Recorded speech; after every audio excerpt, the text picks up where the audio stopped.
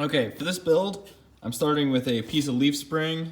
I already forged it narrower and thinner, a little bit more to what I want. I didn't film that because there's really nothing to watch, but this whole thing is about 4 inches. And then from here to the center point is 3 inches, and then from here, well, from the narrow end, it's just an inch. To mark out all of these, I just went from this point to this point and measured it, and then I measured it here for the small line, marked that, and then I just marked each one of these, and then just drew the lines in between them. Makes it simple. With this piece, it should make, I think 6 flanges. But I'm gonna go ahead and cut all of these out, and then I'll probably grind it to where it has a little more of a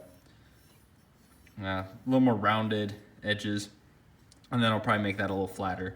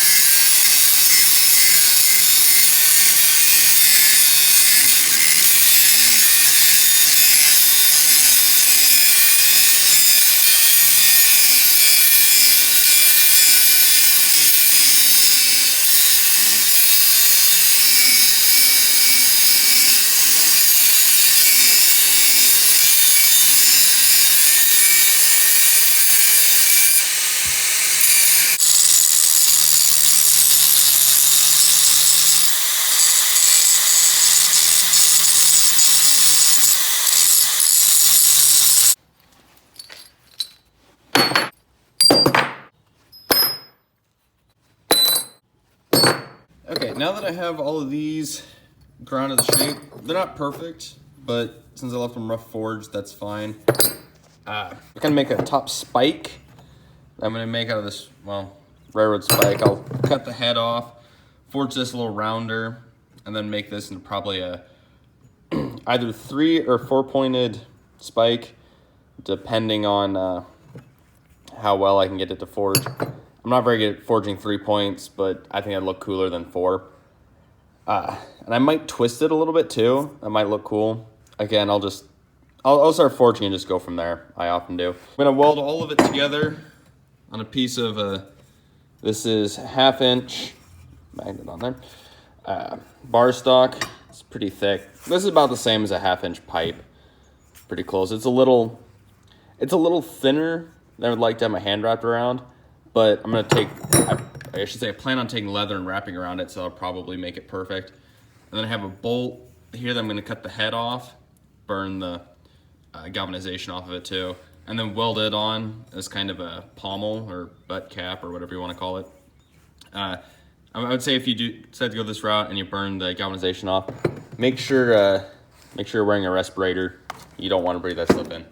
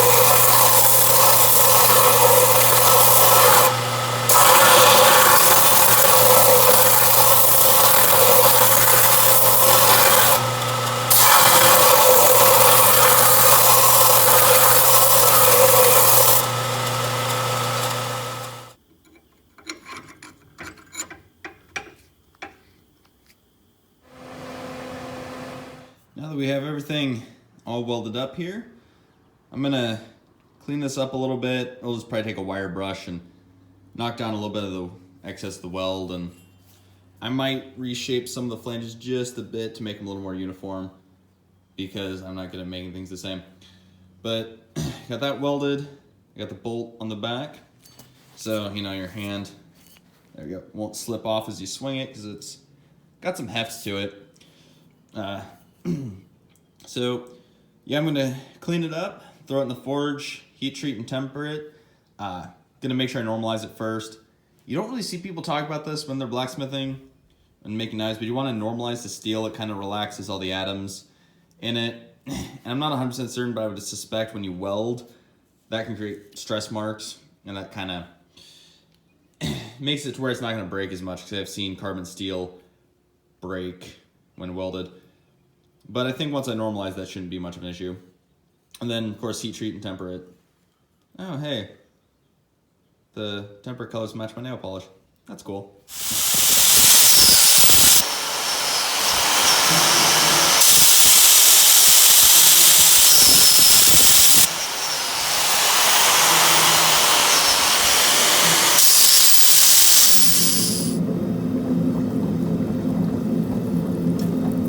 Now that everything's heat treated, gonna want to clean off all the burnt on and still liquid oil, so that way you can temper it.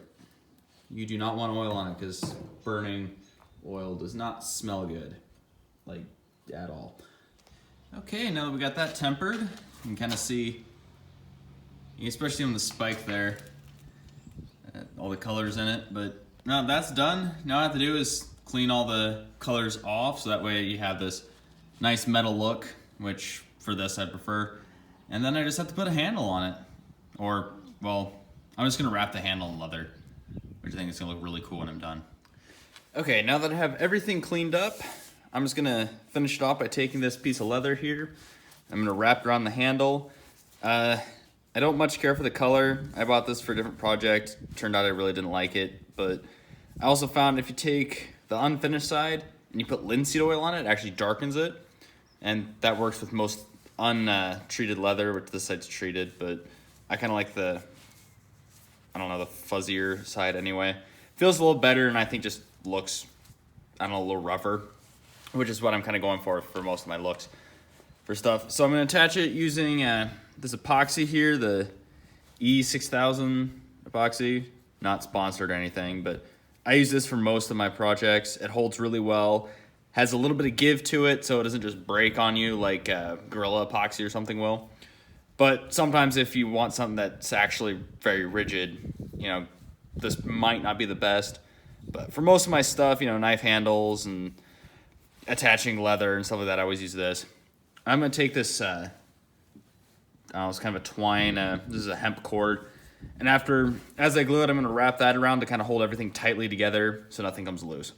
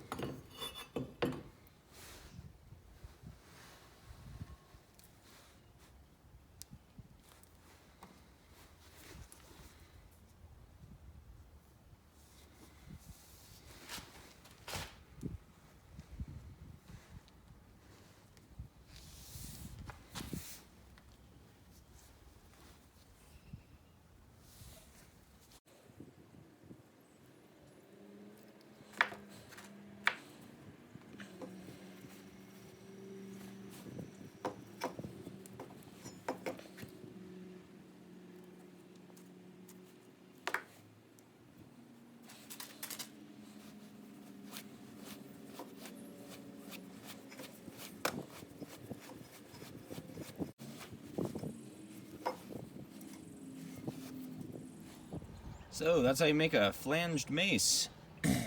Definitely makes you want to just pick it up and just go swing it at something, or thrust the long spike into an object of some kind.